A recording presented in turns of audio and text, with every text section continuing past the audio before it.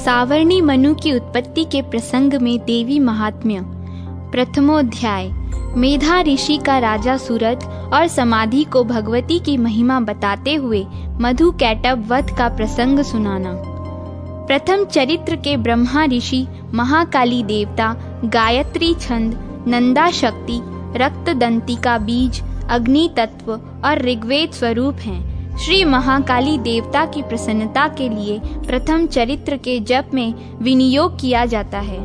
भगवान विष्णु के सो जाने पर मधु और कैटभ को मारने के लिए कमल जन्मा ब्रह्मा जी ने जिनका स्तवन किया था, उन महाकाली देवी का मैं सेवन करता हूँ। वे अपने 10 हाथों में खड्ग, चक्र, गदा, बाण, धनुष, परिघ, शूल, भुशुंडी, मस्तक और शंख धारण करती हैं। उनके 3 नेत्र हैं। वे समस्त अंगों में दिव्य आभूषणों से विभूषित हैं। उनके शरीर की कांति नीलमणि के समान है तथा वे 10 मुख और 10 पैरों से युक्त हैं। मार्कंडेय जी बोले, सूर्य के पुत्र सावर्णी जो 8वें मनु कहे जाते हैं, उनकी उत्पत्ति की कथा विस्तार पूर्वक कहता हूँ, सुनो। सूर्य कुमार महाभाग सावर्णी भगवती महामाया के अनुग्रह से जिस प्रकार मनवंतर के स्वामी हुए, वही प्रसंग सुनाता हूँ। पूर्व काल की बात है। स्वारोचिष मनवंतर में सूरत नाम के एक राजा थे, जो चैत्र वंश में उत्पन्न हुए थे। उनका समस्त भूमंडल पर अधिकार था। वे प्रजा का अपने औरस पुत्रों की भांति धर्म पूर्वक पालन करते थे। फिर भी उस समय कोला विध्वंसी नाम के क्षत्रिय उनके शत्रु हो गए। राजा सूरत की दंड नीति बड़ी प्रबल थी। उनका शत्रुओं के साथ संग्राम हुआ। यद्यपि कोला विध्वंसी संख्या में कम थे, तो भी राजा सूरत युद्ध में उनसे परास्त हो गए। तब वे युद्ध भूमि से अपने नगर को लौट आए और केवल अपने देश के राजा होकर रहने लगे। किंतु वहां भी उन प्रबल शत्रुओं ने उस समय महाभाग राजा सूरत पर आक्रमण कर दिया।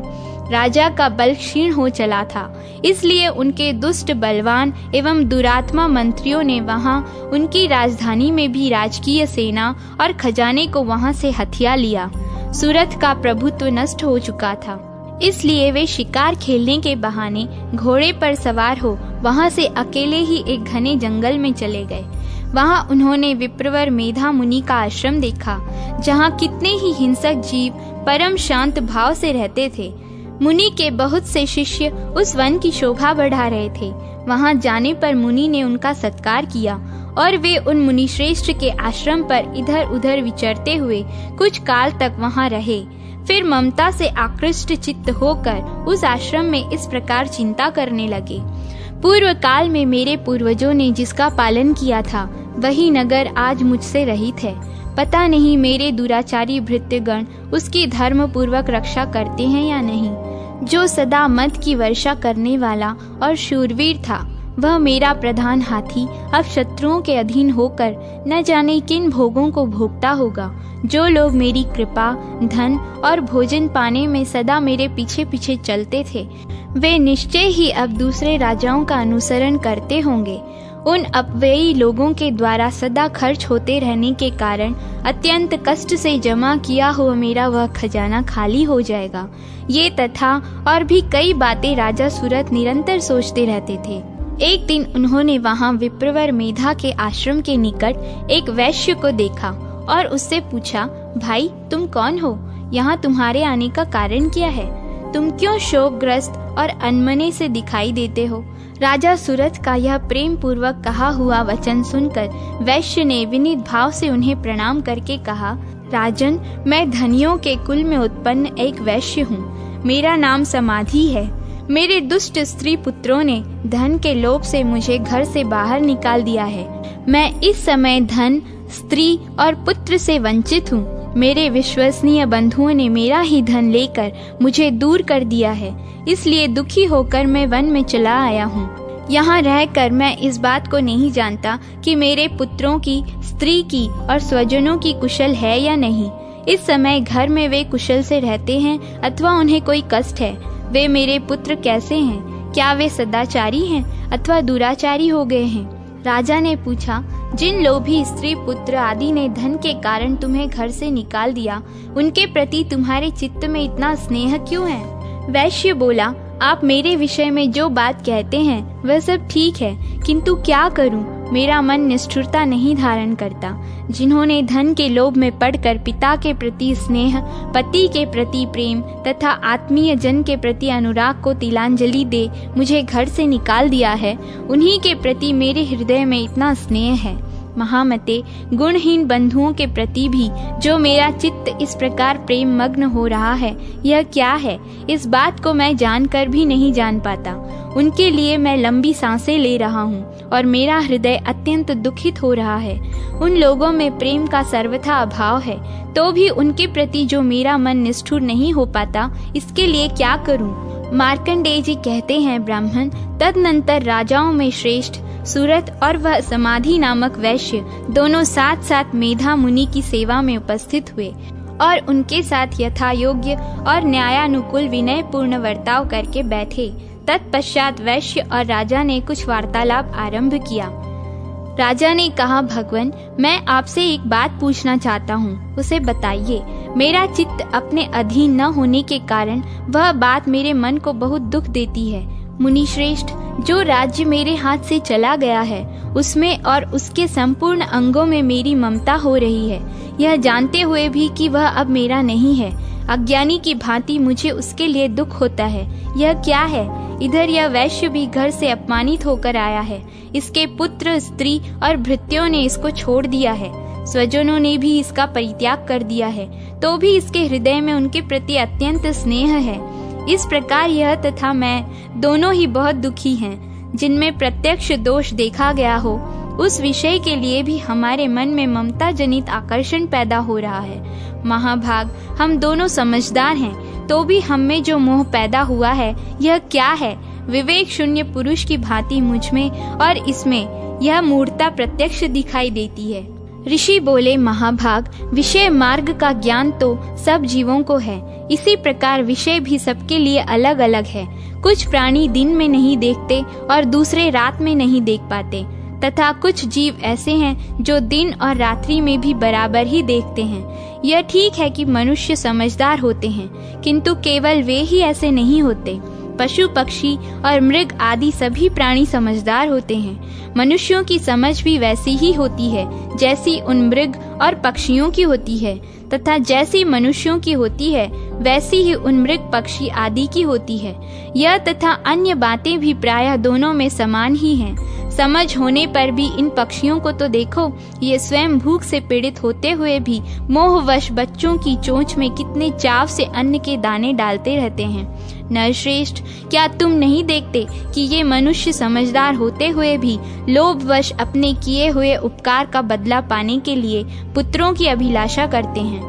यद्यपि उन सब में समझ की कमी नहीं है, तथापि वे संसार की स्थिति बनाए रखने वाले भगवती महामाया के प्रभाव द्वारा ममतामय भंवर से युक्त मोह के गहरे गर्त में गिराए जाते हैं। इसलिए इसमें आश्चर्य नहीं करना चाहिए। जगदीश्वर भगवान विष्णु की योग निद्रा रूपा जो भगवती माया है, उन्हीं से यह जगत मोहित हो रहा है। वे भगवती महामाया देवी ज्ञानियों के भी चित्त को बलपूर्वक खींचकर मोह में डाल देती है। वे ही इस संपूर्ण चराचर जगत की सृष्टि करती हैं, तथा वे ही प्रसन्न होने पर मनुष्यों को मुक्ति के लिए वरदान भी देती हैं। वे ही परा विद्या, संसार बंधन और मोक्ष की हेतु भूता सनातनी देवी तथा संपूर्ण ईश्वरों की भी अधीश्वरी हैं। राजा ने पूछा, भगवान, जिन्हें आप महामाया कहते हैं, वे देवी कौन हैं? ब्राह्मण, उनका आविर्भाव कैसे हुआ तथा उनके चरित्र कौन कौन हैं? ब्रह्मवेत्ताओं में श्रेष्ठ महर्षि उन देवी का जैसा प्रभाव हो, जैसा स्वरूप हो और जिस प्रकार प्रादुर्भाव हुआ हो, वह सब मैं आपके मुख से सुनना चाहता हूँ। ऋषि बोले, राजन, वास्तव में तो वे देवी नित्य स्वरूपा ही हैं। संपूर्ण जगत उन्हीं का रूप है तथा उन्होंने समस्त विश्व को व्याप्त कर रखा है। तथापि उनका प्राकट्य अनेक प्रकार से होता है, वह मुझसे सुनो। यद्यपि वे नित्य और अजन्मा हैं, तथापि जब देवताओं का कार्य सिद्ध करने के लिए प्रकट होती हैं, उस समय लोक में उत्पन्न हुई कहलाती हैं। कल्प के अंत में जब संपूर्ण जगत एकार्णव में निमग्न हो रहा था, उस समय प्रभु भगवान विष्णु शेषनाग की शैया बिछाकर योग निद्रा का आश्रय ले सो रहे थे। उस समय उनके कानों की मैल से 2 भयंकर असुर उत्पन्न हुए, जो मधु और कैटभ के नाम से विख्यात थे। वे दोनों ब्रह्मा जी का वध करने को तैयार हो गए। भगवान विष्णु के नाभि कमल में विराजमान प्रजापति ब्रह्मा जी ने जब उन दोनों भयानक असुरों को अपने पास आया और भगवान को सोया हुआ देखा, तो एकाग्रचित्त होकर उन्होंने भगवान विष्णु को जगाने के लिए उनके नेत्रों में निवास करने वाली योग निद्रा का स्तवन आरंभ किया, जो इस विश्व की अधीश्वरी, जगत को धारण करने वाली, संसार का पालन और संहार करने वाली तथा तेजस स्वरूप भगवान विष्णु की अनुपम शक्ति हैं। उन्हीं भगवती निद्रा देवी की भगवान ब्रह्मा स्तुति करने लगे। ब्रह्मा जी ने कहा, देवी तुम ही स्वाहा, तुम ही स्वधा और तुम ही वशटकार हो। स्वर भी तुम्हारे ही स्वरूप हैं। तुम ही जीवदायिनी सुधा हो। नित्य अक्षर प्रणव में अकार, उकार, मकार इन 3 मात्राओं के रूप में तुम ही स्थित हो तथा इन 3 मात्राओं के अतिरिक्त जो बिंदु रूपा नित्य अर्ध मात्रा है, जिसका विशेष रूप से उच्चारण नहीं किया जा सकता, वह भी तुम ही हो। देवी तुम ही संध्या, सावित्री तथा परम जननी हो। देवी तुम ही इस विश्व ब्रह्मांड को धारण करती हो। तुमसे ही इस जगत की सृष्टि होती है, तुम ही से इसका पालन होता है और सदा तुम ही कल्प के अंत में सबको अपना ग्रास बना लेती हो। जगन्मयी देवी, इस जगत की उत्पत्ति के समय तुम सृष्टि रूपा हो, पालन काल में स्थिति रूपा हो तथा कल्पांत के समय संहार रूप धारण करने वाली हो। तुम ही महाविद्या, महामाया, महामेधा, महास्मृति, महामोह रूपा, महादेवी और महासुरी हो। तुम ही तीनों गुणों को उत्पन्न करने वाली सबकी प्रकृति हो। भयंकर काल रात्रि, महारात्रि और मोह रात्रि भी तुम ही हो। तुम ही श्री, तुम ही ईश्वरी, तुम ही ह्रीं और तुम ही बोध स्वरूपा बुद्धि हो। लज्जा, पुष्टि, तुष्टि, शांति और क्षमा भी तुम ही हो। तुम खंग धारिणी, शूल धारिणी, घोर रूपा तथा गदा, चक्र, शंख और धनुष धारण करने वाली हो।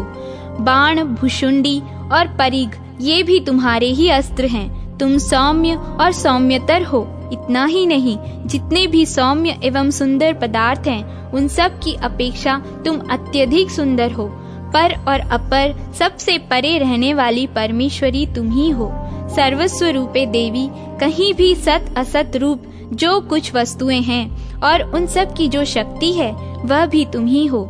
ऐसी अवस्था में तुम्हारी स्तुति क्या हो सकती है, जो इस जगत की सृष्टि, पालन और संहार करते हैं।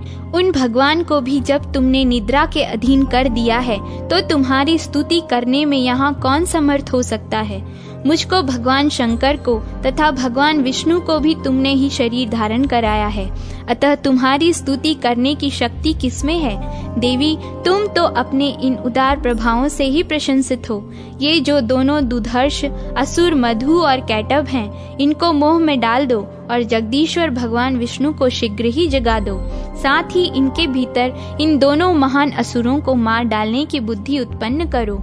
ऋषि कहते हैं, राजन, जब ब्रह्मा जी ने वहाँ मधु और कैटभ को मारने के उद्देश्य से भगवान विष्णु को जगाने के लिए तमोगुण की अधिष्ठात्री देवी योग निद्रा की इस प्रकार स्तुति की, तब वे भगवान के नेत्र, मुख, नासिका, बाहु, हृदय और वक्ष स्थल से निकलकर अव्यक्त जन्मा ब्रह्मा जी की दृष्टि के समक्ष खड़ी हो गई।